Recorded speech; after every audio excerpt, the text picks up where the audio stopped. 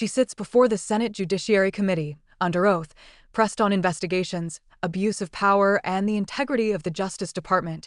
Yet time and again, she refuses to answer, lashes out, pivots, and calls the other side the real problem. Pam Bondi just delivered one of the most audacious exhibitions of power politics in a DOJ oversight hearing, and every dodge, every word shift, every accusation reveals more than she likely intended. This is Outsider's Take, where we don't accept evasions, we expose them. At a high-stakes Senate hearing, Attorney General Pam Bondi faced relentless questioning from Democratic senators. The focus: is she turning the Justice Department into a tool for revenge, shielding Trump allies and harassing opponents? She clashed with senators over Comey, Epstein, firings of career prosecutors, dropped bribery probes, and many times simply refused to respond. Democrats accused her of weaponizing DOJ. Republicans rallied in defense, painting her as restoring order. Bondi says she's ending the weaponization she claims plagued past administrations, but critics say her refusal to engage means she's delivering cover-ups, not accountability. Let's break down the most telling exchanges. Bondi repeatedly declined to discuss whether she consulted with the White House on sensitive investigations implicating Trump critics like James Comey or Adam Schiff. On Jeffrey Epstein's files, which many in Congress demand transparency on, she deflected, refusing to commit or disclose documents. When questioned about a dropped bribery investigation into Trump's former border czar Tom Homan, she pointed to internal DOJ reviews, but would not provide details. She redirected criticism by attacking the Biden DOJ, accusing it of politicization, instead of directly answering her own record. In a heated exchange with Senator Durbin, she invoked violence in Chicago, blamed Democratic leadership, and tried to shift the focus to public safety rather than oversight. Bondi attacked senators on personal grounds, accused them of hypocrisy, and used rhetorical jabs when she couldn't produce facts.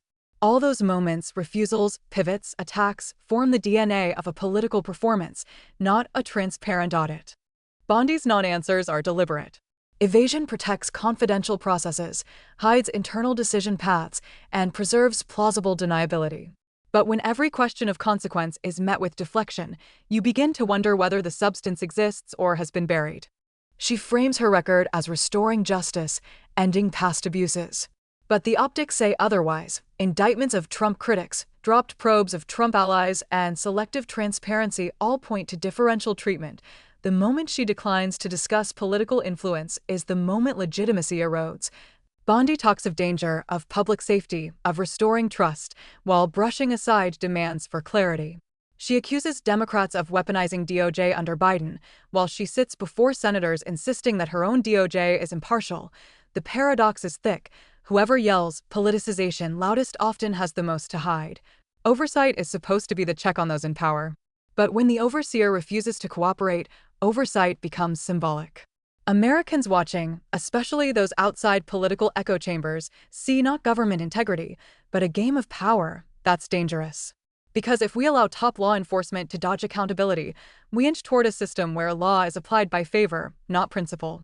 To be fair, a few caveats. Some matters legitimately involve ongoing investigations, classified or sensitive material.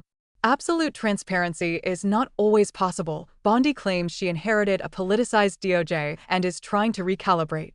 That narrative has resonance with certain bases. In partisan hearings, it is common for officials to push back, refuse to engage on hypothetical or premature lines of inquiry.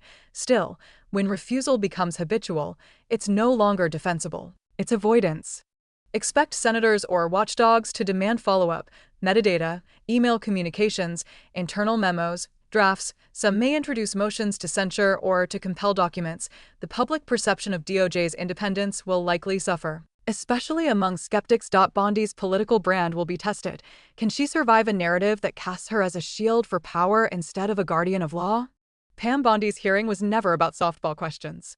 It was about exposing her choices, her record, and whether she can stand lawfully apart from the politics that surround her. Her deflections, her refusal, her counterattacks, they all amplify one message. She will not surrender control of the narrative, but in refusing to be accountable, she invites suspicion. When a top law enforcement leader cannot or will not answer critical questions under oath, the public has reason to worry. This is Outsider's Take, where we don't accept eloquent silence. We demand concrete answers. If you want more deep, fearless investigations into powerful figures trying to dodge scrutiny. Subscribe and hit the bell, because accountability should not be optional.